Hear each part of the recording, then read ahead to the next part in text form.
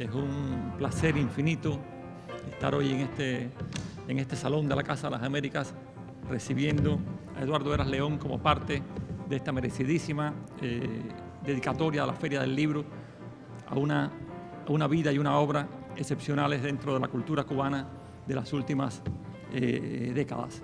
Es también un placer para la casa que la ocasión, el pretexto también sea la representación de Los Pasos en la Hierba, uno de los libros más influyentes durante años en la narrativa cubana, que marcó una época y que, como ustedes saben, fue mención en la Casa de las Américas en el año 1970, o sea, pronto cumplirá medio siglo de existencia. Yo llevo una casa que canta contigo la misma canción. Yo llevo una casa de mano y abrigo, de agua y de sol. Yo llevo una casa de yunque y de masa, de ira y razón. Pocas veces puede un escritor recibir un mayor estímulo para su vida y su obra que el que acabo de recibir yo en esta tarde. Un libro que tuvo una larga trayectoria de infortunios y sufrimientos, finalmente pudo ser reconocido en el lugar donde nació y a donde vuelve, presentado por un hermano del alma y del corazón. Poco tengo que decir, sencillamente agradecer su existencia a la casa que lo cobijó en los primeros y dolorosos momentos de su aparición y a los hermanos, amigos o simples lectores que creyeron en él durante años y mantuvieron la esperanza de verlo resurgir con su mensaje exactamente el mismo con el que fue escrito. Joven lector, aquí está la historia de estos años. Aquí hablamos del coraje, pero también de la cobardía, del amor, pero también del odio, del heroísmo, pero también de la traición. Aquí está la verdad, que es en última instancia el objetivo supremo de la literatura. Así comenzó Eduardo Heras León su breve pero intensa intervención ante el público que se reunió en la Sala Che Guevara de la Casa de las Américas durante la Feria del Libro de 2019 para participar de la presentación y adquirir Los Pasos en la Hierba. El volumen de cuentos obtuvo en 1970 una mención única del jurado del premio literario y fue publicado un año después por la Casa. En aquel momento, su edición junto a los libros ganadores fue sugerida por quien se convertiría luego en el presidente de nuestra institución, Roberto Fernández Retamar. Lo que vendría después es resumido por el propio Retamar en la introducción que acompaña a la actual reedición. Los Pasos en la Hierba fue objeto de un ataque brutal y sorprendente en los primeros meses de 1971. Aunque desde luego no se sabía entonces, estaba comenzando la etapa funesta de nuestro ámbito cultural que el crítico Ambrosio Fornet iba a llamar el quinquenio gris. Y no solo se satanizó el libro, su autor fue objeto de medidas a cual más injusta. Hay que decir que Los Pasos en la Hierba mantiene, a pesar de los 50 años transcurridos, esa fuerza, esa intensidad, esa revelación tan aguda que hace de la batalla del individuo que quiere fundirse con toda su voluntad en la entidad colectiva y épica y al propio tiempo hace una resistencia inconsciente por no perder su singularidad y por ocultar sus debilidades, sus miedos. Y aquí repito algo que ya dije, que el Chino nos muestra cómo los hombres más duros y curtidos, los más fríos y seguros en apariencia, tienen siempre un costado vulnerable. Ese libro fue, digamos, de alguna manera, cerraba el triángulo aquel que habían conformado también por libros como Los Años Duros o Condenados de Condado, que también fueron galardonados en la casa y fueron, digamos así, las cumbres de aquello que se denominó la narrativa de la violencia, en que había otro libro de Heras, como ustedes saben, La guerra tuvo 6 nombres. El libro tuvo un azaroso destino y que tuvo evidentemente muchos enemigos que marcaron un poco la historia, la leyenda de ese libro, la parte mala de la leyenda del libro, y sin embargo yo creo que los detractores nunca imaginaron que involuntariamente estaban asociando el libro a una gran tradición de la literatura mundial, de esos libros impugnados, de esos libros muchas veces incluso llevados a juicio. Y pienso, no sé, en Madame Bovary, en El amante de Lady Chatterley, en Ulises. O sea, hay grandes libros que han sido duramente impugnados y la vida ha demostrado que los libros tenían mucha más razón que sus detractores. Los pasos en la hierba, gracias a aquellos enemigos poderosos, se incluye también en esa tradición dura, por supuesto. A nadie le gusta ver un libro suyo en esas condiciones, pero que afortunadamente los buenos libros sobrepasan ese momento. Siempre tuvo un espíritu emprendedor, de dignidad, de interés, y fue lo que lo mantuvo todos aquellos años oscuros en que fue olvidado. No es de extrañar entonces estos homenajes a este enorme ser humano y enorme escritor. Este libro no ha envejecido. Es un libro que mantiene su vigor, su intensidad. Un libro realmente que vale la pena releer, que fue muy importante, se lo comentaba a Jorgito y a Silvia, ahora ahí arriba, para mi generación, por supuesto para otras generaciones también.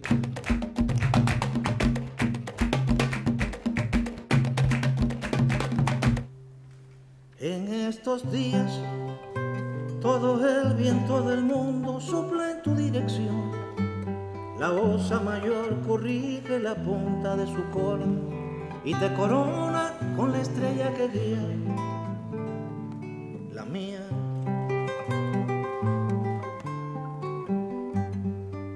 Los mares se han torcido con no poco dolor hacia tus costas. La lluvia dibuja en tu cabeza la sed de millones de árboles. Las flores te maldicen muriendo, celosas. En estos días no sale el sol, sino tu rostro.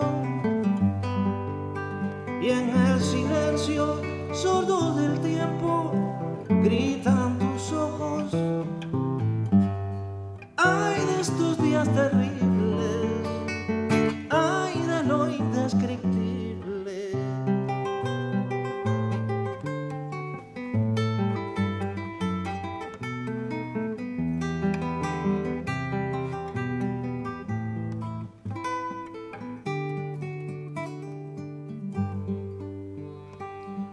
En estos días no hay absolución posible para el hombre.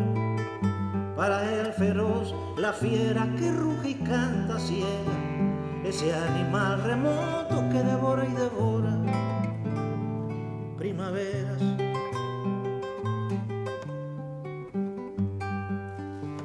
En estos días no sale el sol, sino tu rostro. Y en el silencio sordo del tiempo gritan tus ojos. Ay de estos días terribles, ay del nombre que lleve, ay de cuánto se marche, ay de cuánto se quede, ay de todas las cosas que hinchan este segundo, ay de estos días terribles, asesinos del mundo.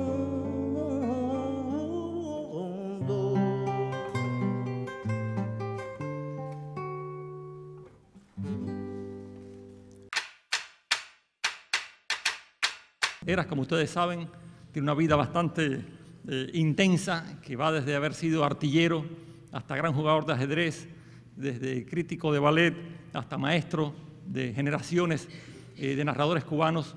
Pero bueno, lo que más nos toca directamente es su labor como escritor y como editor, precisamente una carrera que ha sido distinguida, como ustedes saben, también con el Premio Nacional de Edición y con el Premio Nacional de Literatura.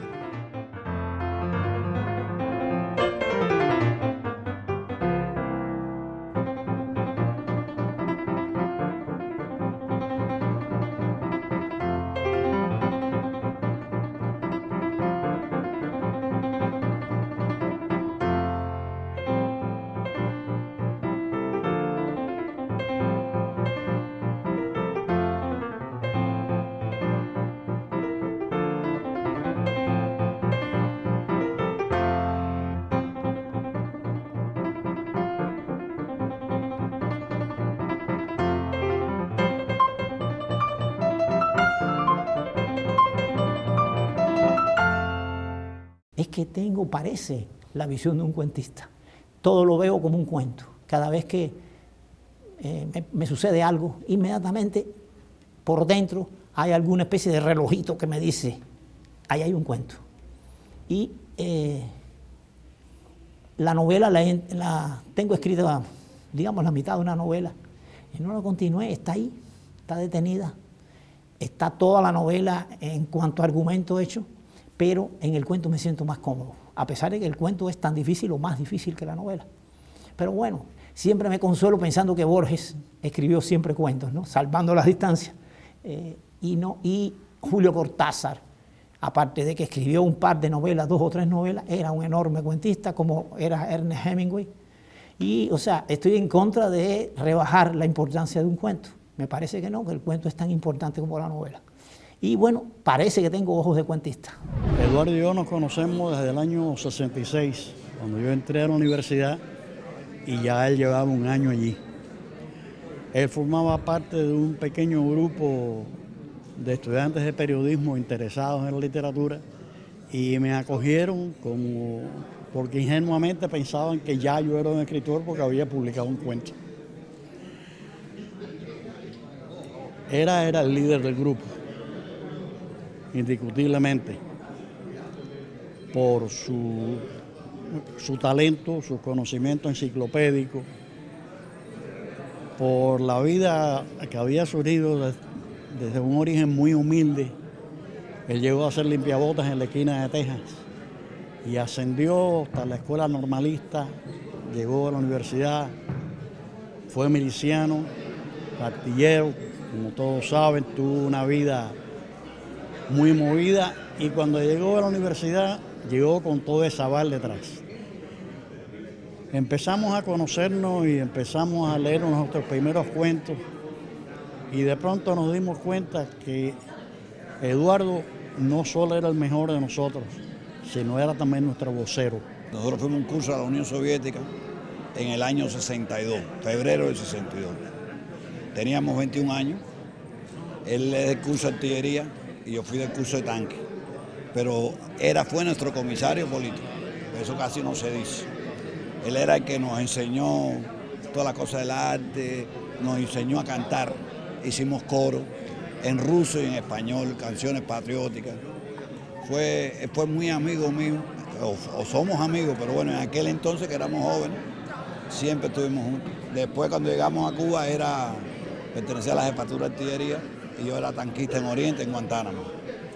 Y nos encontrábamos siempre, después que él salió de la Fuerza Armada, nos encontramos por primera vez en una guagua y nos abrazamos.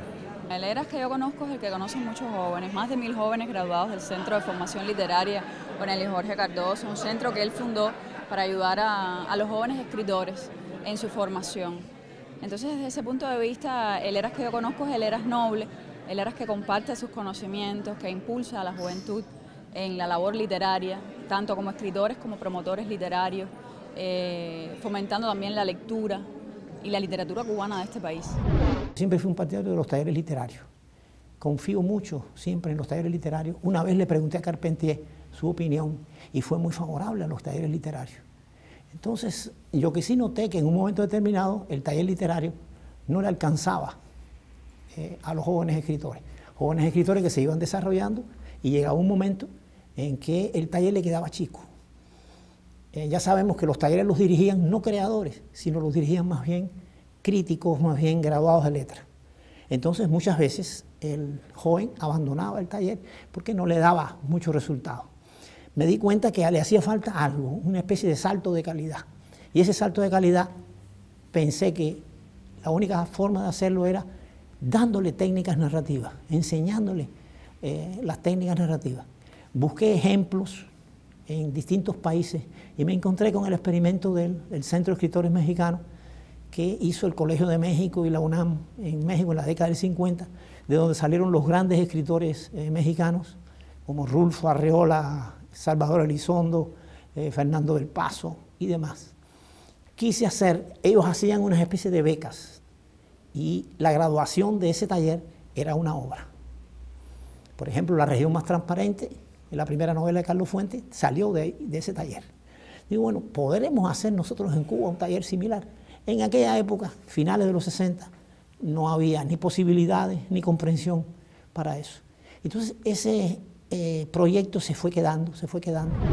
Aquí estamos entonces, querido Eduardo, en nuestro centro, Casa de los Jóvenes Narradores Cubanos, donde según tus propias palabras, me consta que aquí se enseña, dice él, aprendiendo y se aprende enseñando, en un vaivén fraternal y creativo que hace posible el libre vuelo de las palabras.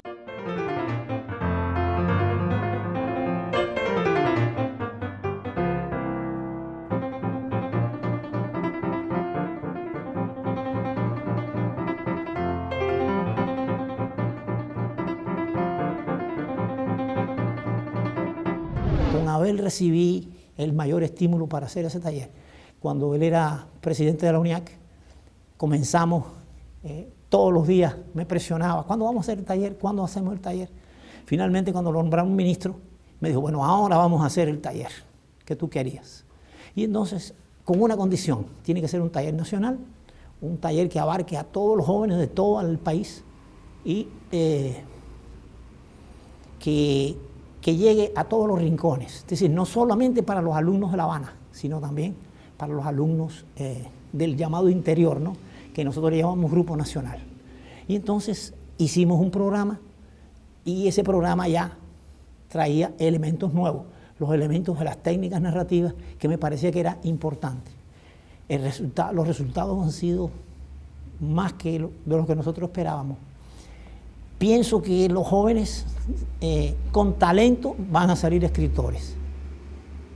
Vayan al taller o no, el taller los ayuda, les facilita la tarea, pero necesariamente no todos van a salir escritores. En la primera clase que les doy siempre lo digo, algunos saldrán escritores, la mayor parte no, la mayor parte saldrán promotores de la cultura, saldrán editores, ese tipo de... Y como nos gusta decir, en última instancia saldrán mejores seres humanos. Sobre todo por el ambiente, por el clima que nosotros creamos dentro del taller, ¿no? Un ambiente de fraternidad, de ayuda mutua, que me parece fundamental. Y eso nos ha dado gran resultado. Hemos tenido, Esther, alumnos que han ganado premios internacionales, han ganado premios nacionales. Creo que el mapa de la literatura cubana se ha modificado un poco, en cierto sentido, gracias al taller, al Centro Onelio Jorge Cardoso, porque este era un país de poetas, siempre se decía. Ahora es un país de poetas y narradores, y creo que hemos puesto algún granito de arena en esa labor.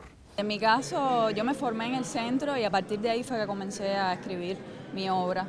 Le debo todo, le debo ahorrar mucho tiempo, le debo todos los conocimientos que incorporé, le debo mi desarrollo, porque como siempre digo, en el centro uno encuentra lo que quiere hacer, lo que le sirve y lo que no también. Conoce a mucha gente, está al tanto de todas las oportunidades que surgen. Yo le debo todo realmente al centro, siempre lo digo. Eduardo Heras León fue director de la editorial de la Casa de las Américas durante 10 años, a partir del año 1991. Le tocó una ingratísima tarea, una durísima tarea, que fue la de dirigir una editorial en Cuba, precisamente cuando se iniciaba el periodo especial, y ya se imaginarán todos lo que eso significó para él. Cuando llegué a la Casa de las Américas me encontré un panorama realmente tétrico. Era una editorial que tenía muy pocos recursos técnicos. Había una computadora XT, recuerdo, y realmente no teníamos elementos, íbamos a comenzar el periodo especial. Y ahí comencé, con la ayuda de Marcia sobre todo, que bueno, me orientaba constantemente sobre lo que había que hacer. Y la idea fundamental de convertir la editorial en un fondo es de ella, precisamente. Lo discutimos mucho y, bueno, como se dijo hoy ahí, el primer fondo que tuvimos, fondo en cuanto a recursos materiales, fue una donación que hizo Juan Gelman de $1000 para el Fondo Editorial de la Casa de las Américas, ¿no? O sea que nació con buenos augurios, sobre todo con la solidaridad, ¿no?, de un individuo como Germán.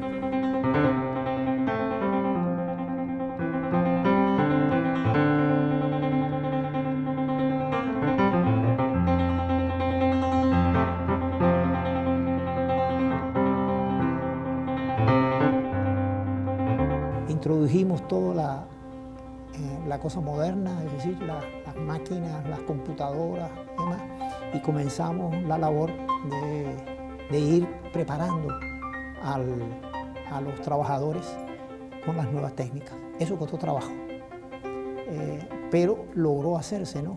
Logramos hacer, y poco a poco la editorial, el fondo, se fue convirtiendo, como decía Roberto Fernández Retamar, en una editorial profesional. Una editorial profesional que tratamos, y lo hicimos, de ponernos al día en el catálogo de la Casa de las Américas, que estaba un poco atrasado. Y además tomé una decisión un poco heroica. Antiguamente, o siempre, es decir, la costumbre de la Casa de las Américas era ir a las ferias, y después que terminaba la feria recogíamos los libros, los donábamos y demás. En uno de los primeros viajes a la Feria de Guadalajara se me ocurrió, ¿y por qué nosotros no vendemos los libros si tanto nos cuestan? Y entonces tomé la decisión de vender los libros. Cuando regresé de ese primer viaje, que entregué ese dinero, aquí fue una especie de milagro, ¿no?, que había surgido, y ahí comenzamos, ¿no? Ese fue otro de los elementos que coadyuvaron al desarrollo de la editorial, ¿no? Así comenzamos, y eso duró 10 años. Realmente. Creo que al cabo de los 10 años nos quedamos satisfechos, creo que ya se cumplió lo que queríamos hacer, y la casa, bueno, creo que va viento en popa, ahora está muy bien realmente. Dice Sergio Ramírez, al ser las 10:30 va a iniciarse ya el primer set bailable. Rafa Parrales, que ronda la mesa de honor, se dirige al estrado de los músicos y con aire de picardía habla al oído del coronel Vega Miranda. Los músicos, uniformados de caqui y corbatas negras, cada uno sentado frente al cajón de su atril, donde luce el monograma ONG de la orquesta, buscan entre sus partituras, y cuando están listos, Rafa Parrales toma el micrófono para solicitar a Somoza que pase a bailar con la primera dama el vals criollo peruano Estrellita del Sur, la pieza preferida de los dos, que tendrá el placer de cantar en su honor. Creo que es una de las literaturas más importantes universalmente, además es la creadora del boom latinoamericano. Ya sabemos, el boom fue un fenómeno eminentemente comercial, pero también creador, porque indiscutiblemente la literatura que se escribió en el boom es una literatura que ha perdurado y que influyó notablemente en todas las literaturas. Particularmente a mí me influyó, ¿no? Es decir, no solamente los cubanos, sino los latinoamericanos. Vargas Llosa, García Márquez, Borges, por supuesto, digamos, los grandes maestros. Y eso sí, comenzamos una colección que ya estaba fundada, que era para darle entrada a los nuevos narradores latinoamericanos. Y así de golpe, no los recuerdo, ¿no?, los libros que publicamos, pero creo que se enriqueció notablemente nuestro catálogo y comenzamos a ponernos al día, sobre todo con lo nuevo de la literatura latinoamericana. No solo me enfrentaba como editor, primero como escritor. Me gustaba, no me gustaba, lo analizaba desde un punto de vista técnico y demás. Y después, bueno, tomaba las decisiones, sobre todo para llevarlo al consejo de dirección, y así creo que nos pusimos al día y creo que comenzamos o recomenzamos una labor que ya se había comenzado hace años y que ahora se renovaba con estas nuevas propuestas.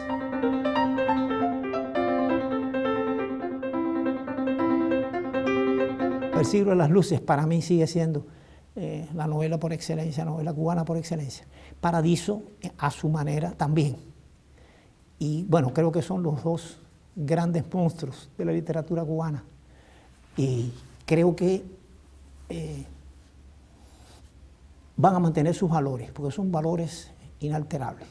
Sobre todo El siglo de las luces, que me parece una obra inmortal, una obra que va a seguir viviendo otras obras de Carpentier también, pero particularmente El siglo de las luces. Y bueno, Paradiso, porque Paradiso es un universo en sí, Paradiso es un país, esa novela. No hay ningún otro secreto. La única fórmula es sencillamente decirlo todo. Este libro ha sido escrito con sangre, sudor y lágrimas. Ese ha sido el costo de lo que hemos conquistado. Ahora que ya lo sabes, defiéndelo. Ese fue el mensaje de este libro y puedo decir con orgullo que hoy, casi 50 años después, se mantiene incólume en toda su pureza. Ese es tal vez el único legado que quiero dejar a las futuras generaciones. Sí me falta mucho por decir. Ya mucha gente me ha pedido, entre ellos mi maestro Ambrosio Fornés, que me ha dicho: Eduardo, no hagas más ficción, escribe tus memorias, has conocido mucha gente, has vivido una vida muy intensa, con muchas altas y bajas. Creo que sería interesante para todo el público lector conocer de cerca esas experiencias. Y creo que sí, creo que hay que decirlo todo. Todavía para decirlo todo me falta un poco. Así que voy a seguir. Yo llevo una casa para mis amigos en el corazón.